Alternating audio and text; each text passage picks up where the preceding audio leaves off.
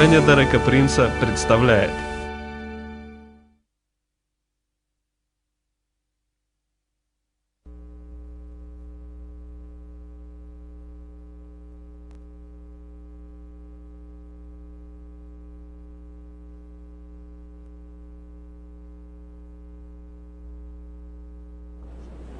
I was asked during these meetings to bring one message on the subject of anti-Semitism. Меня попросили в течение этих собраний посвятить одну проповедь антисемитизму. This was specially requested by the leaders of this conference. Такая просьба специально поступила от лидеров этой конференции. But recently, when I was speaking in the United States on anti-Semitism, Но когда я недавно проповедовал об антисемитизме в Соединенных Штатах, at the end of my message, a young woman came up to me. В конце моей проповеди ко мне подошла одна моя молодая женщина. And she said, "What is that word, anti-Semi, anti-Semi? What is that?" И спросила, а что это такое за слово? Антисеми, что это такое? So I realized she didn't understand the word. Так что я понял, что она не поняла этого слова. And I think most people do not really understand what it means. И я думаю, что большинство людей на самом деле не понимают, что это слово значит. So I've changed the title of my message. Поэтому я изменил заголовок своей проповеди. And this is my title tonight. И вот какой у меня сегодня заголовок. Why are the Jews hated? Почему ненавидят евреев? That is really the question. Вот на самом деле в чем You вопрос. see, anti-Semitism is a misleading word. Понимаете, антисемитизм — это слово, которое вводит в заблуждение. Because it's derived from the name of Noah's eldest son, Shem. Потому что это слово происходит от имени старшего сына Ноя, Сима. So it's really anti-Shemitism. То есть на самом деле антисемитизм. But because these words came from Hebrew through Greek to us, В иврите это имя Шем, но поскольку к нам пришло and это the слово Greek из language иврита does через not have греческий, the SH sound, sh. а в греческом языке звука Ш нету, All the SH sounds in Hebrew have dropped out. таким образом все звуки Ш из иврита выпали Even the name of при переводе на Jesus греческий. himself. Даже имя самого Иисуса. In Hebrew it's Yeshua. На иврите это Иешуа. Not Yeshua, but Yeshua. Не Иисус, а But that has Иешуа. dropped out. Но это And пропало. all we in European languages have it without the sh sound. И все мы, европейцы, произносим это без звука Ш. But you see, it's very misleading to talk about anti-Shemitism. Но понимаете, говорить об антишемитизме, это вводит в большое заблуждение. The Shemites are the descendants of Shem. Потому что семиты, то есть потомки Сима, But it's not against the descendants of Shem that all this hatred is не с expressed. ними связана вся эта ненависть, которая проявляется. Many of the Arabs are descendants of Shem. Многие из арабов являются потомками The Сима. Assyrians are descendants of Shem. Ассирийцы — это потомки Сима. And there are others in the Middle East who are descended from Shem. И есть на Ближнем Востоке другие народы, которые произошли But от it Сима. isn't those who are hated. Но не их ненавидят. It's only one of the descendants of Shem that is hated. Ненавидят только одного из потомков Сима. That is the Jewish people. Это еврейский народ. And anti-Semitism is a misleading name. И антисемитизм — это название, которое вводит в заблуждение. It covers up the real truth. Оно прикрывает настоящую истину. People are not against all the descendants of Shem. Люди не против всех потомков Сима. The only descendants of Shem that they're really against are the Jews. Единственные потомки Сима, против которых они действительно настроены, это евреи. So I want you to understand what I'm talking about Итак, this evening. я хочу, чтобы вы понимали, о чем я говорю сегодня вечером. Now Ruth and I are going to make our proclamation tonight. Сегодня вечером мы с Руфью сделаем From провозглашение 1 Samuel chapter 12 verse 22. из первой книги Царств, 12 главы, стих Now these 22. words were spoken by the prophet Samuel to the people of Israel. Эти слова были сказаны пророком Самуилом народу Израиля. So he calls them you. И он обращается к ним «вы». But we'll call them Israel. Но мы назовем их Израиль. In place of you, we say Israel. Вместо «вы» мы скажем «Израиль». So this is our proclamation. Итак, вот наше провозглашение. 1 Samuel 12:22. Первая книга Царств, 12:22. forsake his people for his great name's sake, because it has pleased the Lord to make Israel his people. Господь же не оставит народа своего ради великого имени своего, ибо Господу угодно было избрать Израиль народом своим. That brings out two important points. Здесь содержится два важных утверждения. First of all, it was the Lord who chose Israel.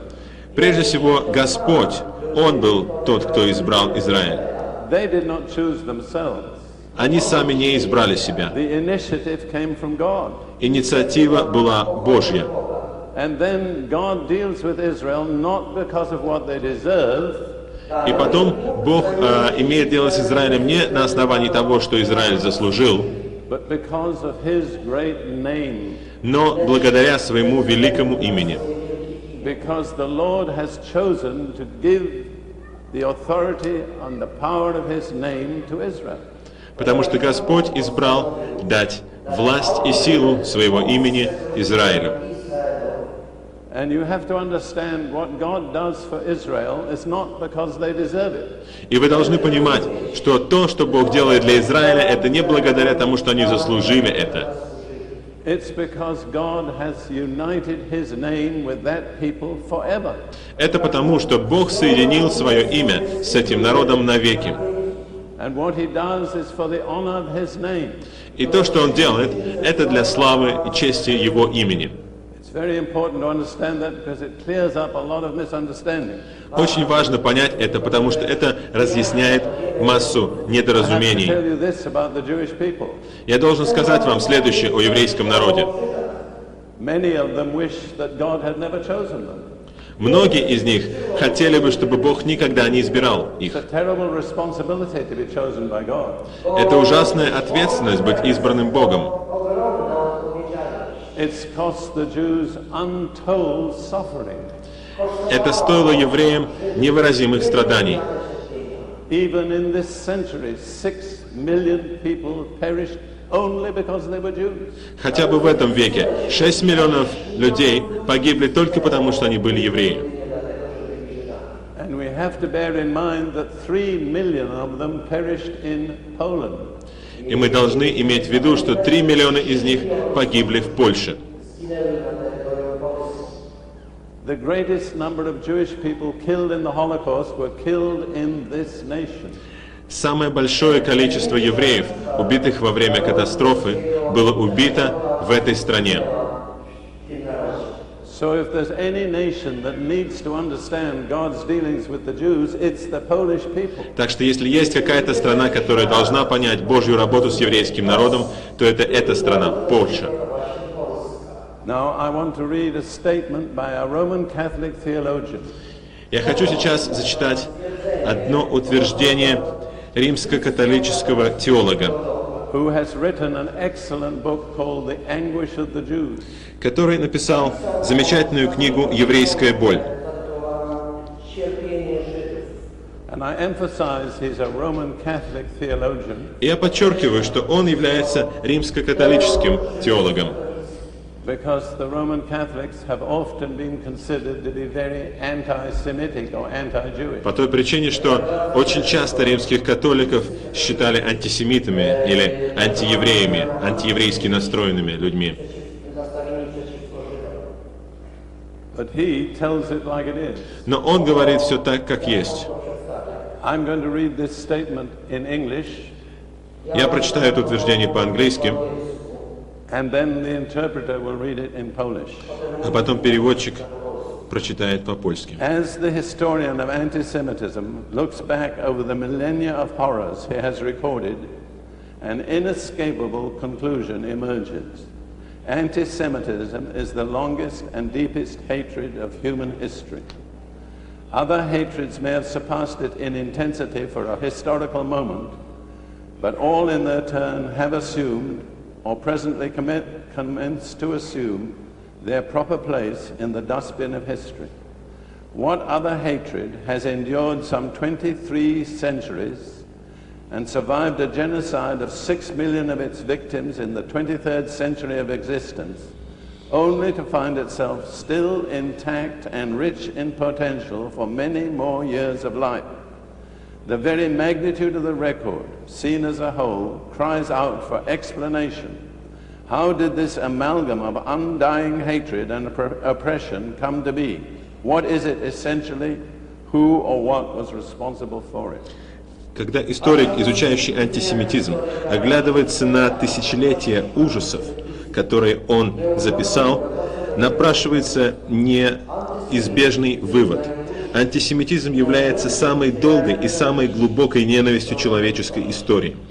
Другие типы ненависти могли превосходить его по интенсивности в течение исторического момента, но все они, в свою очередь, отправлялись на свое место в корзине, мусорной корзине истории. Какая другая ненависть пережила целых 23 века и выжила после геноцида 6 миллионов своих жертв в 23 веке своего существования, лишь для того, чтобы обнаружить, что она по-прежнему жива и богата потенциалом на многие еще годы жизни. Сама величина этого рекорда, если посмотреть на него в целом, взывает об объяснении.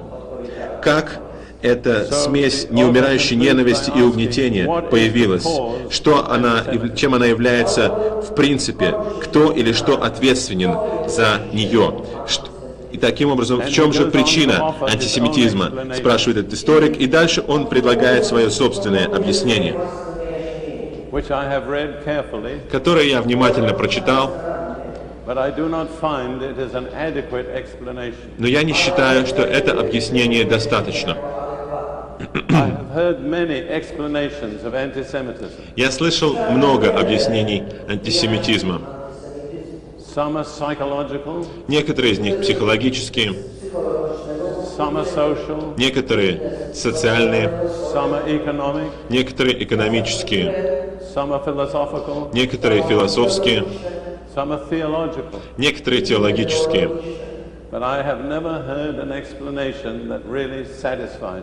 Но я никогда не слышал ни одного объяснения, которое по-настоящему удовлетворяло бы меня. Я обсуждал этот вопрос несколько раз с разными евреями. В 1946 году мой первый учитель иврита был секретарем еврейского университета в Иерусалиме.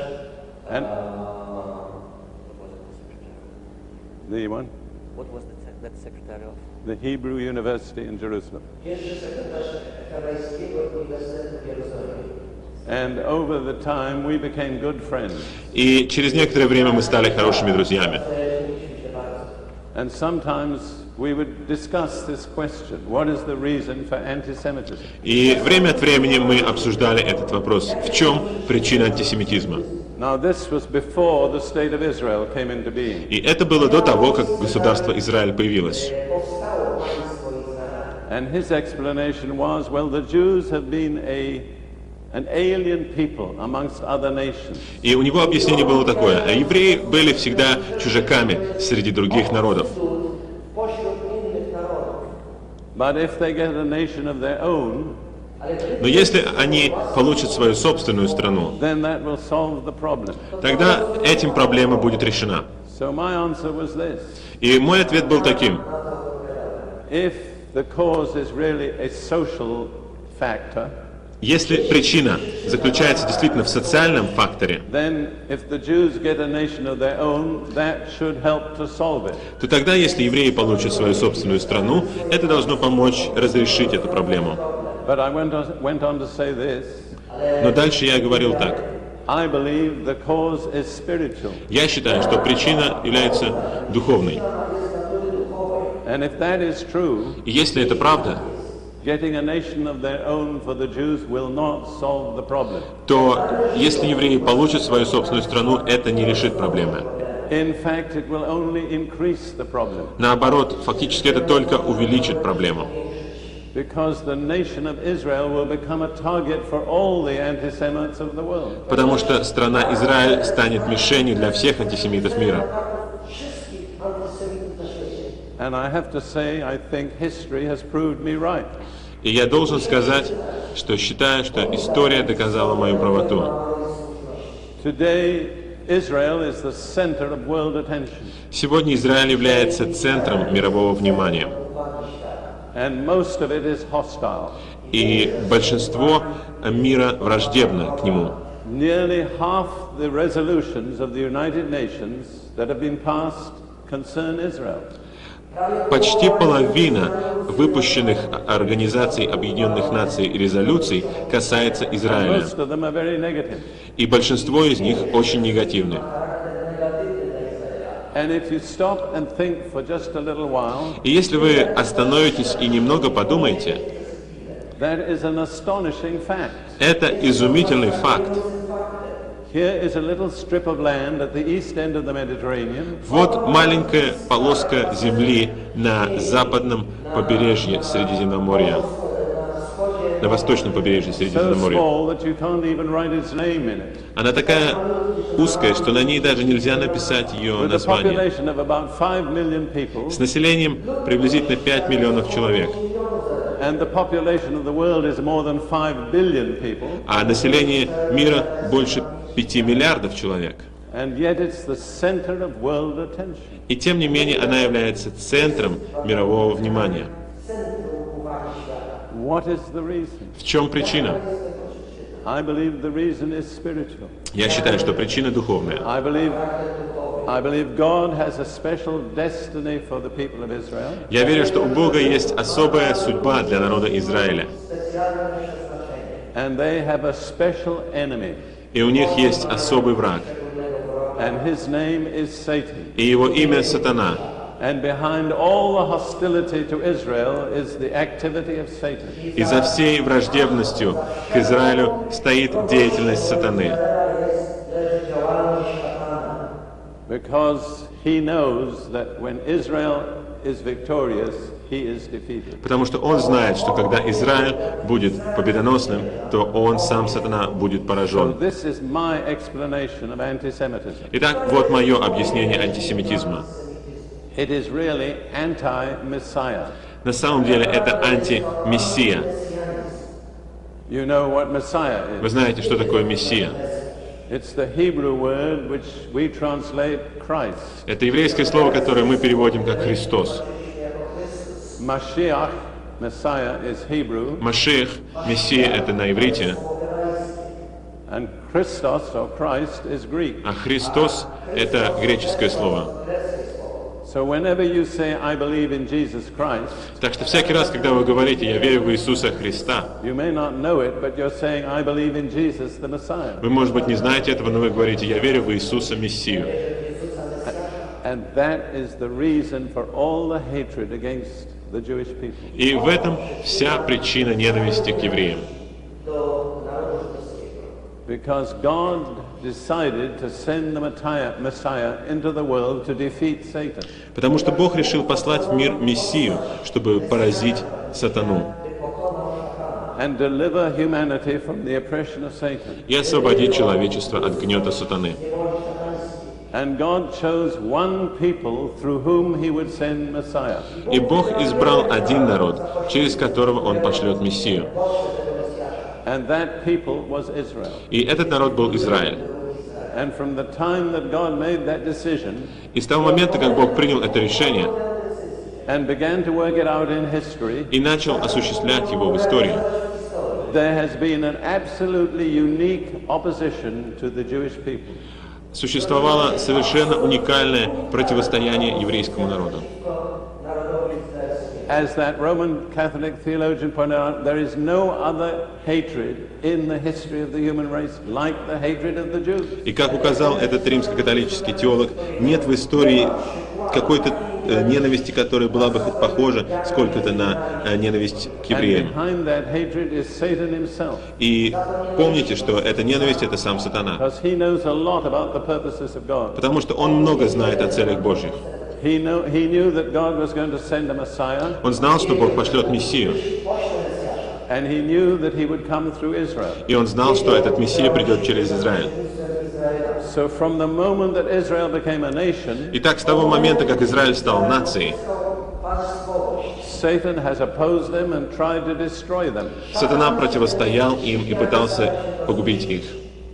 And there have been three major attempts before Jesus came. И было три основных попытки сатаны перед тем, как пришел Иисус.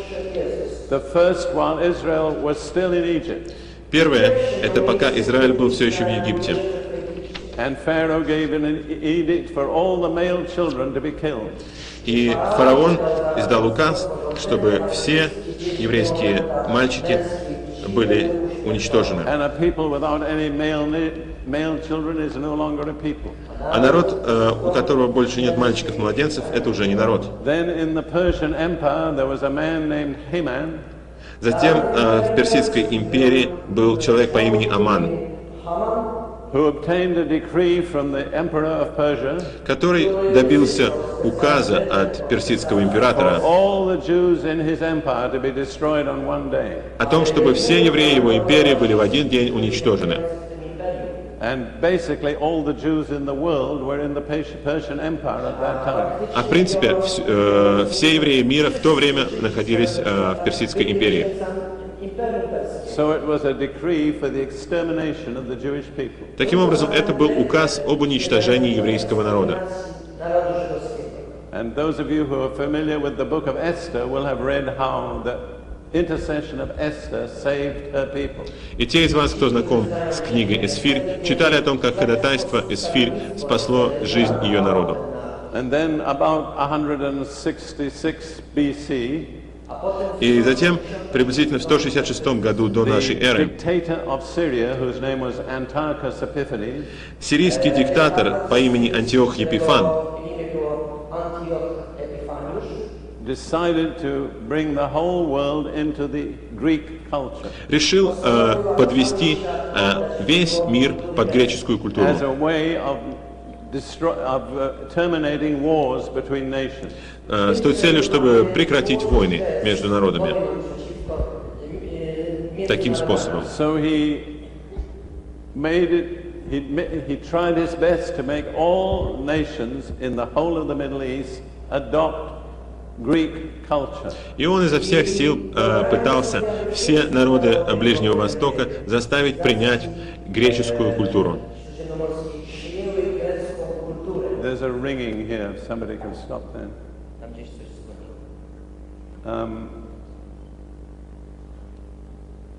And he nearly succeeded. И он почти добился успеха.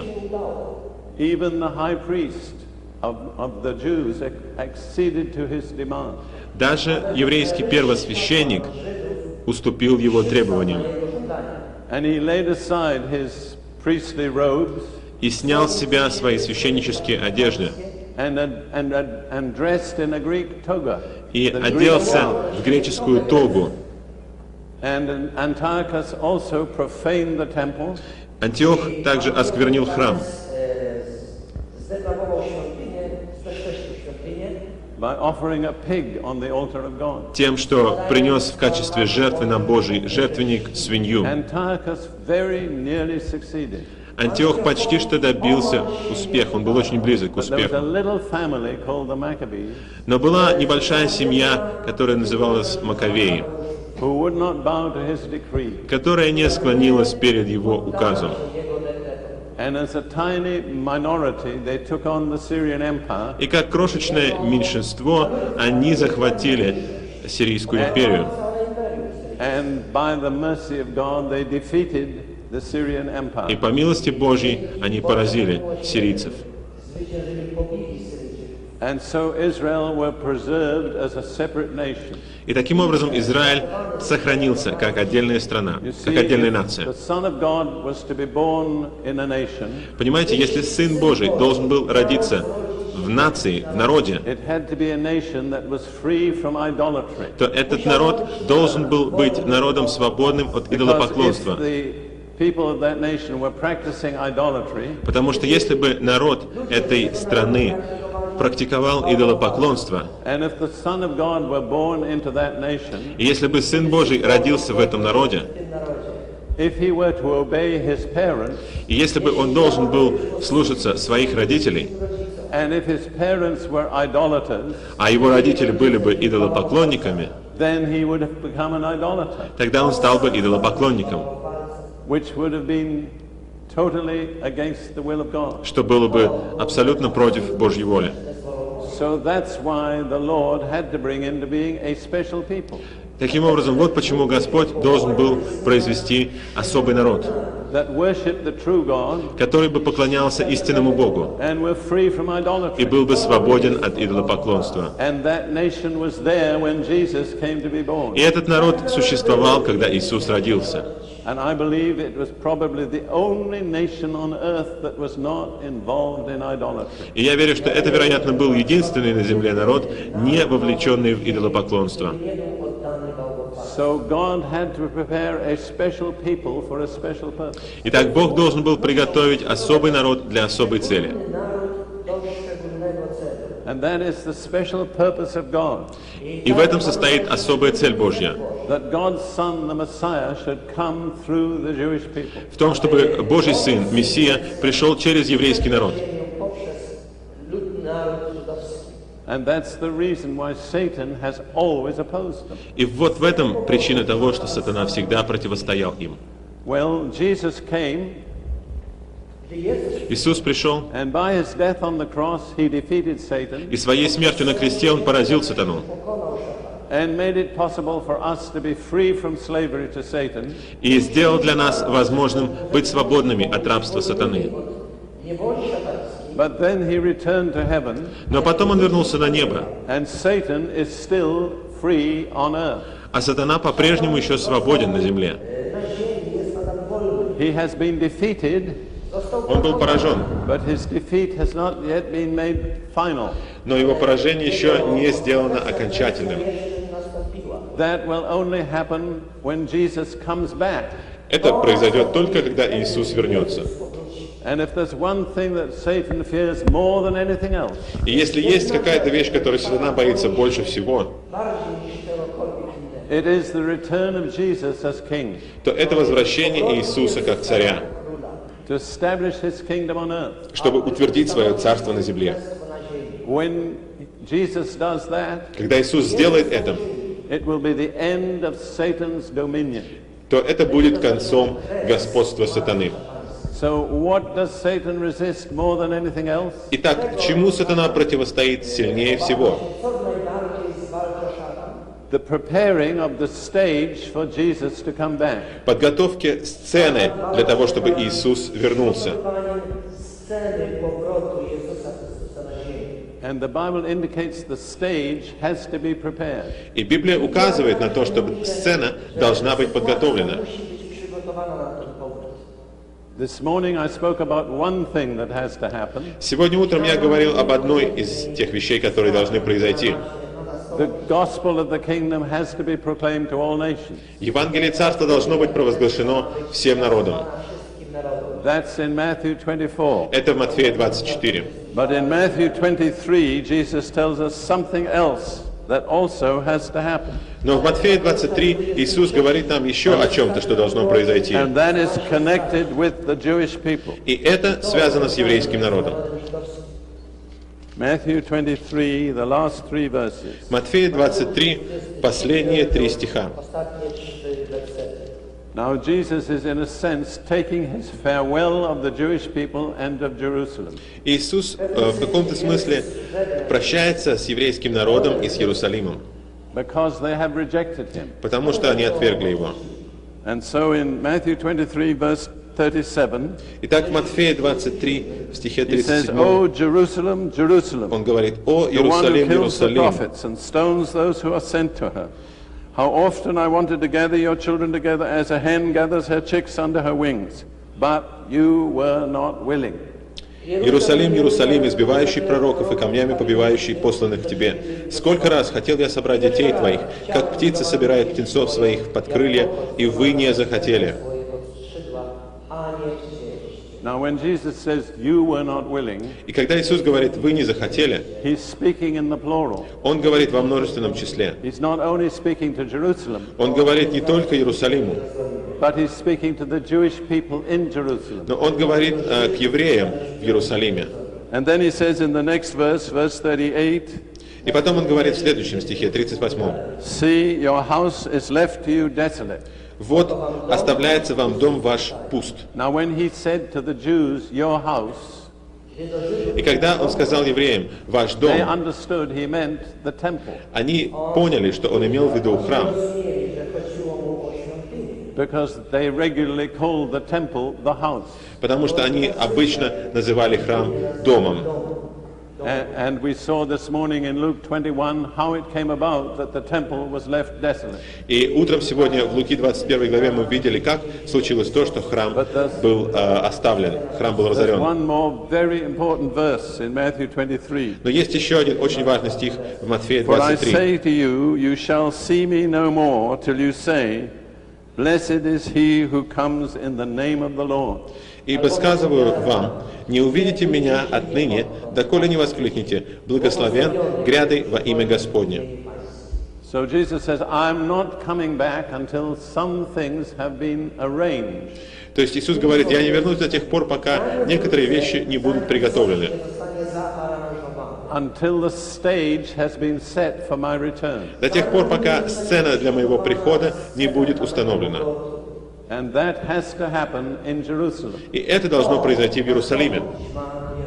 And it has to happen with the Jewish people. И это должно произойти с еврейским народом.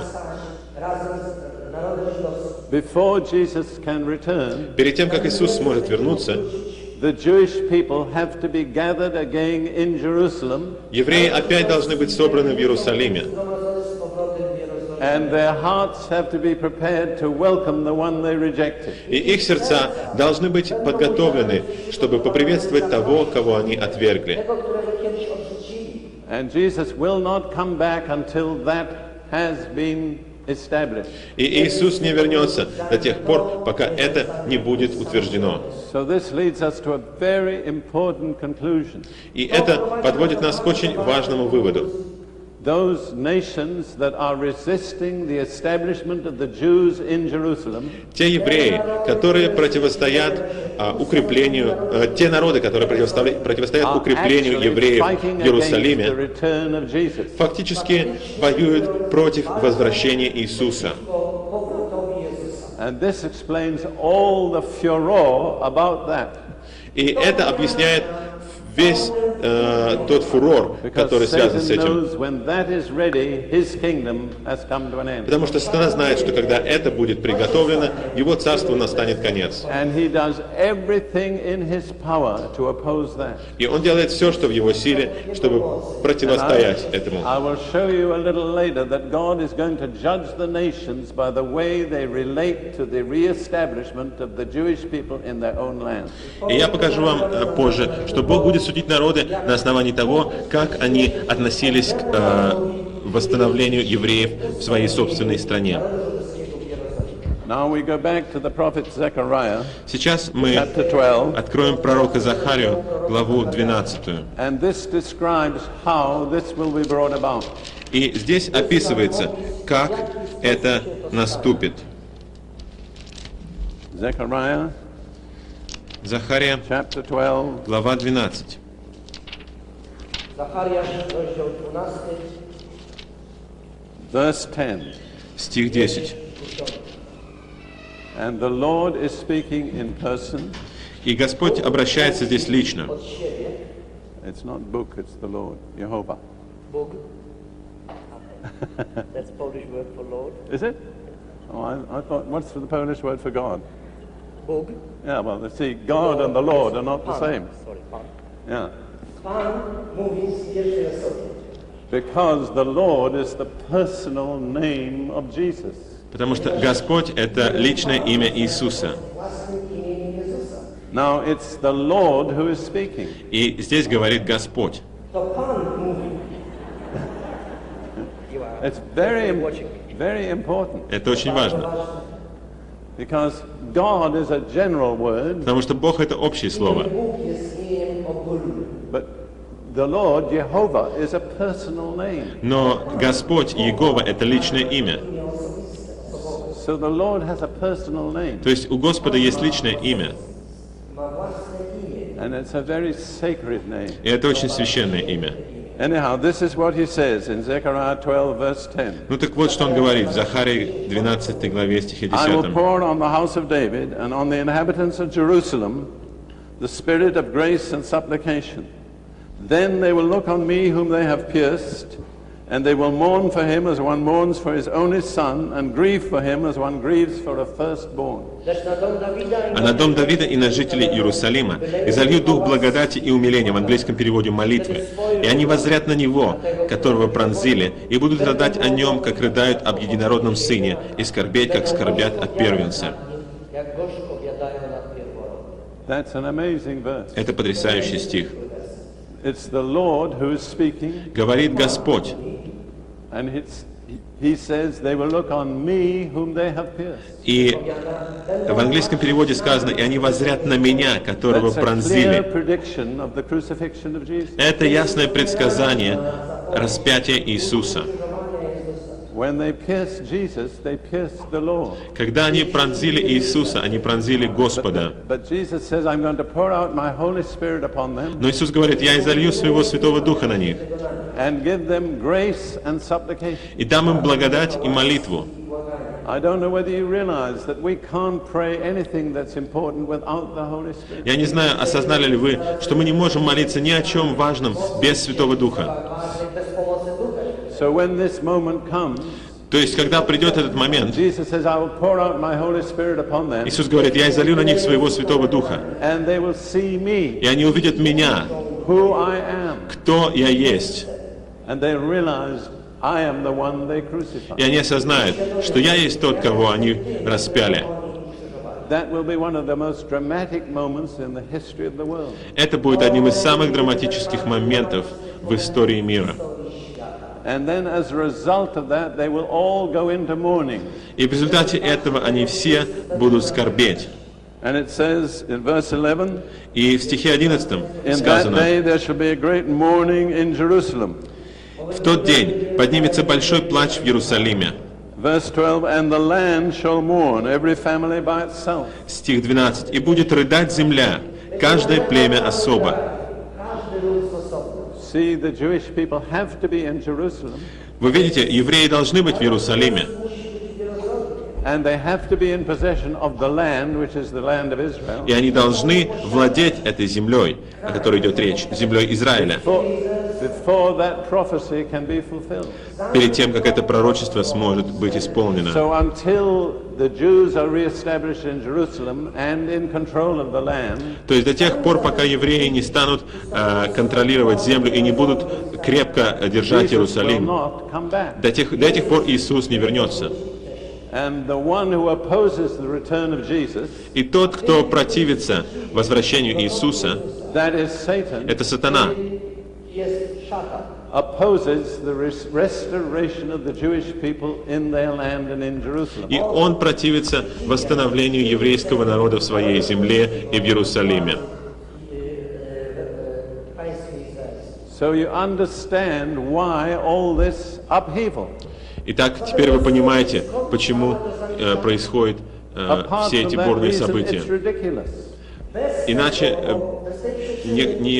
по какой-то другой причине это было Why бы should просто all the смешно. nations be busied about a little strip of land Почему бы это все страны должны были заниматься маленькой полоской земли and a tiny nation of 5 million people? и крошечной страной с населением 5 миллионов? The whole reason is because the center of the issue is the return of Jesus. Вся причина заключается в том, что центр этого вопроса — это возвращение Иисуса. Sprawy jest powtórne przyjście Jezusa. And so any person or nation or government that opposes the restoration of the Jews to their city and their land И всякий народ, или страна, или правительство, которые противятся возвращению евреев в свою страну, Sprzeciwia się przywróceniu Izraelitów do władzy w całym narodzie izraelskim, w całym kraju. is opposing the return of Jesus. противится возвращению Иисуса. Stawia się powrotowi Jezusa. That's a very serious thought. Это очень серьезная мысль. Poważna rzecz. You see, in Joel chapter 3, Понимаете, в Иаиле 3 главе, verses 1 and 2, в стихах 1 и 2, Pierwszym i drugim.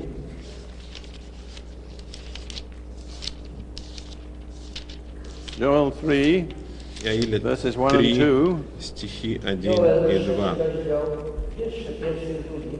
Now, it may be different because the numbers may be different. How many chapters are there in Joel in the Polish Bible?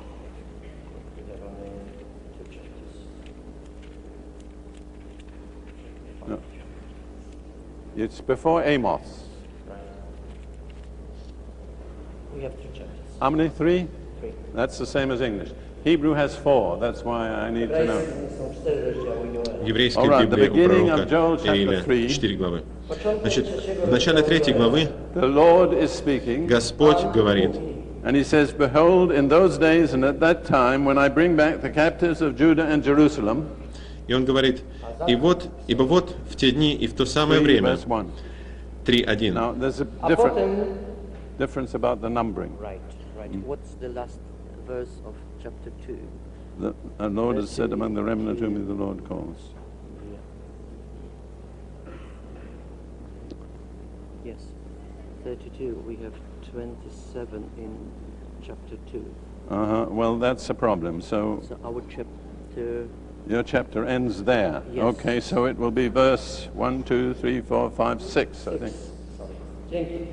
Wiersz 6 w naszym wydaniu Biblii. Bo w owych dniach i w owym czasie, gdy odmienię los Judy i В Jerozolimy. русской Библии Иаиль So this 3:1. is speaking about the time when the Jewish people are being regathered in their own land. Это речь идет о том времени, когда евреи будут снова собраны в своей земле. Odzyska swój własny kraj. And that is the time in which we are living. И это то время, в которое мы живем. My żyjemy. And then the Lord goes on to say this, И затем Господь дальше говорит, I will also gather all nations and bring them down to the valley of Jehoshaphat, and I will enter into judgment with them there on account of my people, my heritage Israel, whom they have scattered among the nations. They have also divided up my land. «Я соберу все народы и приведу их в долину Иосафата, и там произведу над ними суд за народ мой и за наследие мое Израиля, который они рассеяли между народами и землю мою разделили». Ludy pogańskie podzielili mój kraj.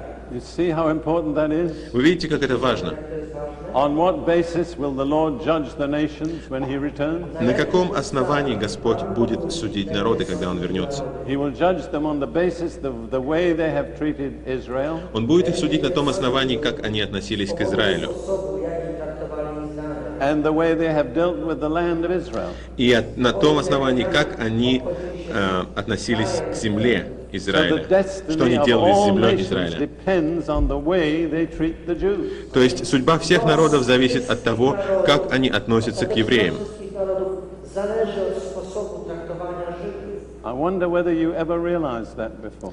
Интересно, когда-нибудь раньше вы осознавали это? Any nation that mistreats the Jews Любой народ, который and плохо opposes относится the к purpose евреям of God for the land of Israel и противостоит Божьим намерениям относительно земли Израиля, will bring upon itself the judgment of God. наведет на себя Божий суд.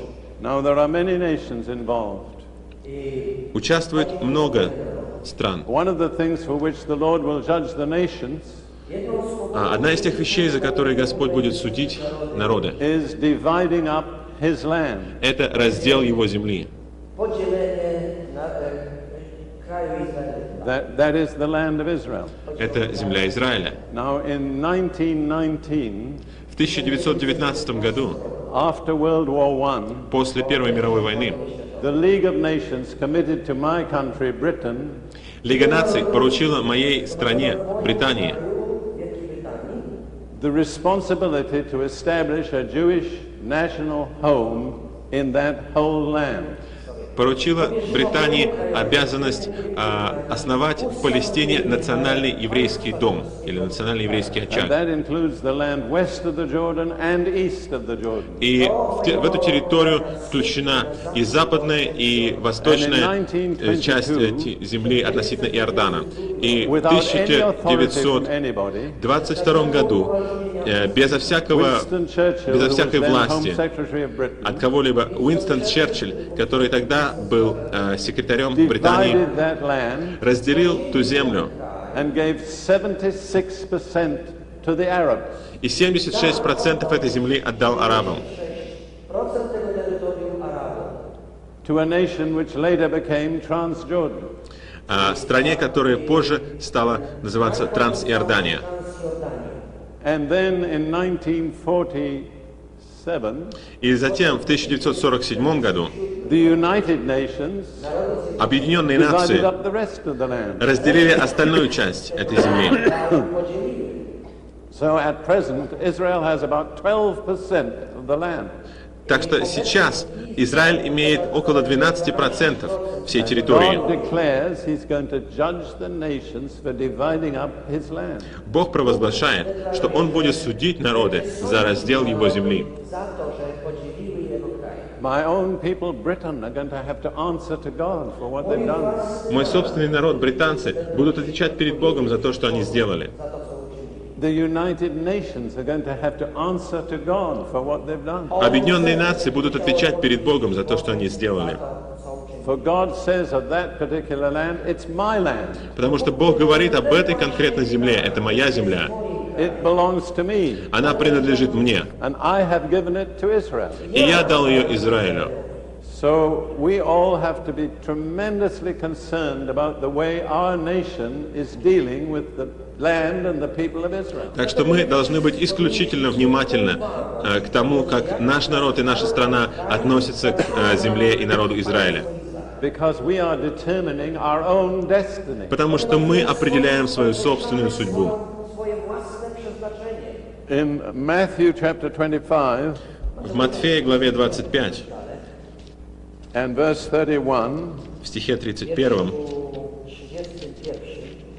Matthew 25, verse 31, Матфея 25, стих 31.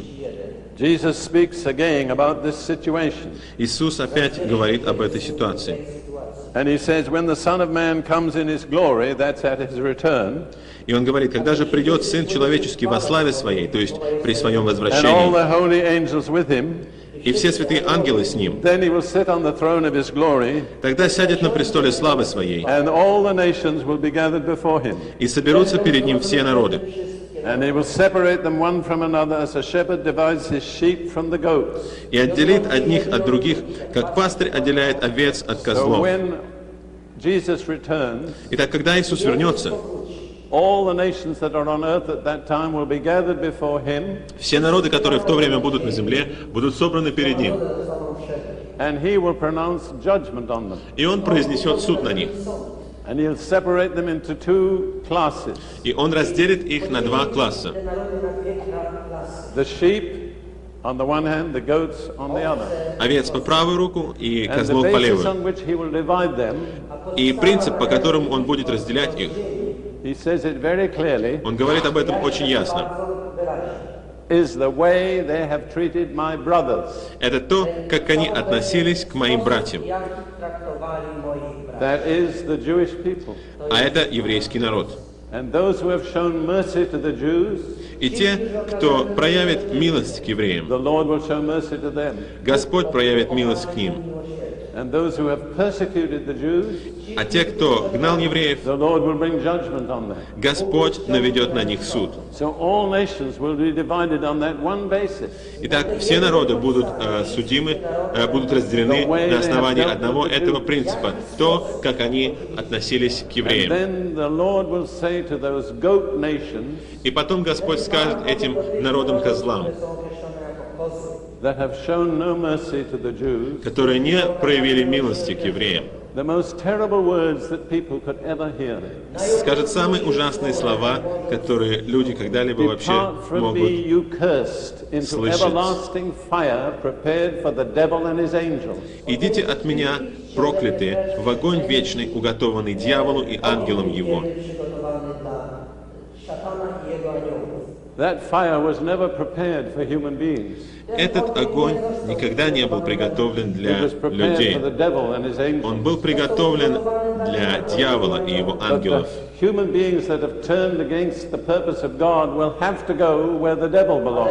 Но люди, которые противостоят Божьим планам, должны будут идти туда, And куда, then the Lord will где say to место the дьяволу. sheep nations, А народам-овцам Господь скажет: come you blessed, «Придите, благословенные, enter the kingdom prepared for you from the foundation of the world». войдите в царство, уготованное вам от создания мира». So when Jesus sets up his kingdom on earth, То есть, когда Иисус утвердит свое царство на the земле, nations will all be divided on that one basis. все народы будут поделены по одному этому принципу, How they have treated the Jewish people. потому как они относились к еврейскому народу. That is very, very important for us all to understand. Нам всем очень-очень это важно понять.